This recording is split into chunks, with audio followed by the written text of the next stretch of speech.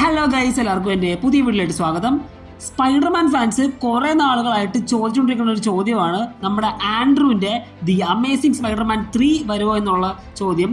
കഴിഞ്ഞ കുറച്ച് ദിവസങ്ങളായിട്ട് സോഷ്യൽ മീഡിയയിൽ വീണ്ടും ദി അമേസിംഗ് സ്പൈഡർമാൻ 3നെ കുറിച്ചുള്ള റൂമേഴ്സ് ശക്തമാവുകയാണ്. പക്ഷേ ഇത്തവണ ഒരു ചെറിയ ഡിഫറൻസ് ഉണ്ട്. ആൻഡ്രൂ തന്നെ സ്പൈഡർമാനായി തിരിച്ചു വരുന്നതിനെ കുറിച്ച് വീണ്ടും സംസാരിച്ചിരിക്കുകയാണ്. അപ്പോൾ ശരിക്കും അമേസിംഗ് സ്പൈഡർമാൻ 3 വരാൻ പോവുകയാണോ? ഇത് വെറും ഫാൻ മെയ്ഡ് റൂമറാണോ? അല്ലെങ്കിൽ സോണിയും മാർവലും ആൻഡ്രൂവിൻ്റെ സ്പൈഡർമാന് ഒരു പുതിയ ചാപ്റ്റർ നൽകാൻ ആലോചിക്കുന്നുണ്ടോ? ഈ കാര്യങ്ങളെല്ലാം നമുക്ക് ഇന്നത്തെ വീഡിയോയിലൂടെ നോക്കാം. വീഡിയോ മൊത്തത്തിൽ കാണാൻ ശ്രമിക്കുക. ഗൈസ്, ഫസ്റ്റ് തന്നെ ഒരു കാര്യം ക്ലിയർ ആക്കി തരാം. ഇതുവരെ നമ്മുടെ സോണിയോ മാർവലോ ദി അമേസിംഗ് സ്പൈഡർമാൻ 3 എന്ന് പറഞ്ഞ പടം ഒഫീഷ്യലി കൺഫേം ചെയ്തിട്ടില്ല. അതുകൊണ്ട് സോഷ്യൽ മീഡിയയിൽ കാണുന്ന പോസ്റ്റേഴ്സോ റിലീസ് ഡേറ്റ്സോ കാസ്റ്റിംഗ് റൂമേഴ്സ് എന്നിവയെല്ലാം ഒഫീഷ്യൽ ഇൻഫോർമേഷനായി കാണരുത്. പക്ഷേ ആൻഡ്രൂ ഗാർഫീൽഡിന്റെ പുതിയ സ്റ്റേറ്റ്മെന്റ് ആണ് ഇപ്പോൾ റൂമേഴ്സിന് വീണ്ടും ഫ്യൂവൽ നൽകുന്നത്. ഗൈസ്, നമുക്ക് ആൻഡ്രൂ ഇതിനെക്കുറിച്ച് എന്താണ് പറഞ്ഞതെന്ന് നോക്കാം. 2026 ഓഗസ്റ്റിലെ ഒരു ഇന്റർവ്യൂവിൽ ആൻഡ്രൂവിനോട് ചോദിച്ചിരുന്നു ഇനിയും സ്പൈഡർമാനായി തിരിച്ചു വരുമെന്ന് ചോദിച്ചിരുന്നു. അദ്ദേഹം കംപ്ലീറ്റ്ലി നോ എന്ന് പറഞ്ഞില്ല. പകരം താൻ തിരിച്ചു വരണമെങ്കിൽ സിനിമ വളരെ വ്യത്യസ്തമായിരിക്കണം എന്നാണ് നമ്മുടെ ആൻഡ്രൂ പറഞ്ഞത്. അതായത് നമ്മൾ ഇതുവരെ കണ്ടിട്ടുള്ള സ്പൈഡർമാൻ സിനിമകളെ പോലെ ആയിരിക്കരുതെന്ന് നമ്മുടെ ആൻഡ്രൂ പറഞ്ഞിരുന്നു. അതിലും ഇൻട്രസ്റ്റിംഗ് ആയിട്ട് സ്പൈഡർമാനെ കംപ്ലീറ്റ്ലി ഡിഫറൻറ്റ് ജേണറിൽ കാണുന്ന ഒരു സിനിമ ആയിരിക്കണം എന്ന് ആശയമാണ് നമ്മുടെ ആൻഡ്രൂ മുന്നോട്ട് വെച്ചത്. അദ്ദേഹം ഒരു road trip style Spiderman movie പോലെയുള്ള ഐഡിയ പോലും മെൻഷൻ ചെയ്തിട്ടുണ്ട്.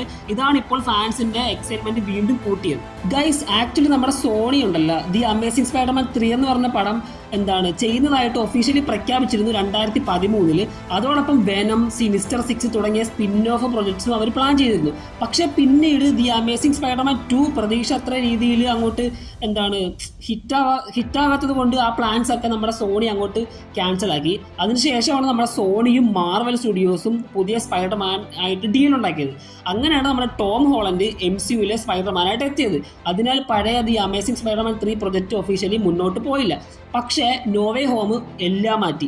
ആൻഡ്രൂ ഗാർഫീൽഡിന്റെ സ്പൈഡർമാനെ ഫാൻസ് വീണ്ടും വലിയ രീതിയിൽ സ്വീകരിച്ചത് സ്പൈഡർമാൻ നോവേ ഹോം സിനിമ വന്നപ്പോഴാണ്. ടോബി മാഗ്വറും ആൻഡ്രൂ ഗാർഫീൽഡും നമ്മുടെ ടോം ഹോളണ്ടും ഒരുമിച്ച് ഒരേ സിനിമയിൽ വന്നപ്പോൾ ആൻഡ്രൂവിൻ്റെ സ്പൈഡർമാന് വലിയ ഫാൻ സപ്പോർട്ട് ലഭിച്ചു. പ്രത്യേകിച്ച് ആൻഡ്രൂവിൻ്റെ പീറ്റർ പാർക്കറിൻ്റെ ഇമോഷണൽ ജേണി വീണ്ടും എക്സ്പ്ലോർ ചെയ്യണമെന്ന് ആവശ്യം ഫാൻസിൽ ശക്തമായിട്ട് ഉണ്ടായിരുന്നു. ഫാൻസ് അങ്ങോട്ട് സോണിയോട് പറഞ്ഞു ആൻഡ്രൂവിൻ്റെ പടങ്ങൾ ഇനിയും വേണമെന്നുള്ള രീതിയിൽ ഫാൻസ് അങ്ങോട്ട് പറയാൻ തുടങ്ങി. അതാണ് ദി അമേസിംഗ് സ്പൈഡർമാൻ 3 എന്ന ആശയം വീണ്ടും പോപ്പുലർ ആക്കിയത്. ഗൈസ്, ഇനി നമുക്ക് ദി അമേസിംഗ് സ്പൈഡർമാൻ 3 എന്ന് പറഞ്ഞ സിനിമ വരുവാണെങ്കിൽ അതിൻ്റെ കഥ എങ്ങനെയായിരിക്കും നോക്കാം. ഇവിടെ ഇന്ന് നമ്മൾ തിയറി ടെറിട്ടറിയിലേക്ക് പോവുകയാണ്. നോവേ ഹോമിന് ശേഷം ആൻഡ്രൂ ഗാർഫീൽഡിന്റെ പീറ്റർ പാർക്കർ തന്റെ ജീവിതത്തിലേക്ക് തിരിച്ചു പോവുകയാണെന്ന് കരുതാം. ഗ്വെന്നിന്റെ മരണത്തിന് ശേഷം അവൻ വളരെ ഡാർക്ക് ബേസിലായിരുന്നു. പക്ഷേ നോവേ ഹോമിൽ സംഭവിച്ച കാര്യങ്ങൾ അവന്റെ ജീവിതത്തിലെ വലിയ മാറ്റമുണ്ടാക്കിയതായി നമുക്ക് ഇമാജിൻ ചെയ്യാം. അതിനാൽ ദി അമേസിംഗ് സ്പൈഡർമാൻ 3 നമ്മൾ കാണേണ്ടത് ഒരു ബ്രോക്കൺ പീറ്റർ പാർക്കർ എന്നുള്ള രീതിയിലല്ല, ഒരു മെച്ചർ സ്പൈഡർമാൻ എന്ന രീതിയിലാണ് നമ്മൾ ആ സിനിമ കാണാൻ പോകേണ്ടത്. തൻ്റെ പാസ്റ്റിനെ അക്സെപ്റ്റ് ചെയ്തിട്ടുള്ള ഒരു പീറ്റർ പാർക്കർ.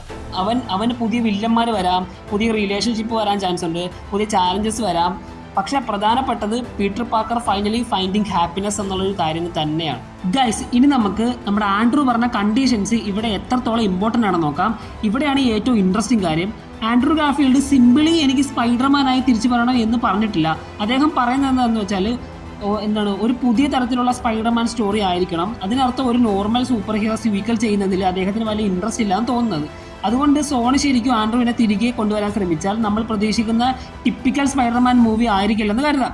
മേ ബി നമ്മുടെ ഒരു മോർ പേഴ്സണൽ സ്റ്റോറി ആയിരിക്കാം, അല്ലെങ്കിൽ ഡാർക്കർ ഇമോഷണൽ സ്റ്റോറി ആയിരിക്കാം, അല്ലെങ്കിൽ കംപ്ലീറ്റ്ലി ഡിഫറൻറ്റ് ജേണർ ആയിരിക്കാം. പക്ഷേ ഇതെല്ലാം ഇപ്പോൾ ഒരു തിയറികൾ മാത്രമാണ്. ഗൈസ്, അപ്പോൾ നമ്മുടെ അമേസിംഗ് സ്പൈഡർമാൻ 3 എന്ന് പറഞ്ഞ സിനിമ ഒഫീഷ്യലി കൺഫേം ആണെന്ന് ചോദിക്കുകയാണെങ്കിൽ നോ എന്നാണ് അതിൻ്റെ ഉത്തരം.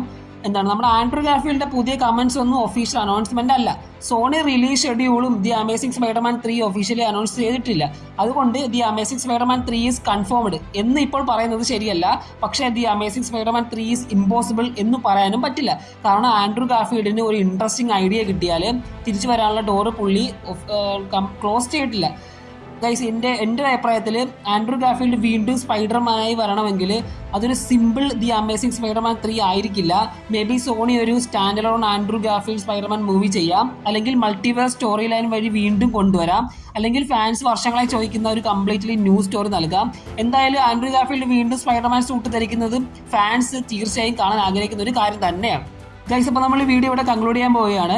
അമേസിംഗ് സ്പൈഡർമാൻ 3 ഇപ്പോൾ കൺഫേംഡ് അല്ല, പക്ഷേ ആൻഡ്രൂ ഗാർഫീൽഡിന്റെ ലേറ്റസ്റ്റ് കമന്റ്സ് കാരണം ഈ റൂമർ വീണ്ടും ശക്തമായിരിക്കുകയാണ്. അദ്ദേഹം തിരിച്ചു വരാൻ ഒരു കണ്ടീഷൻ വെച്ചിട്ടുണ്ട്.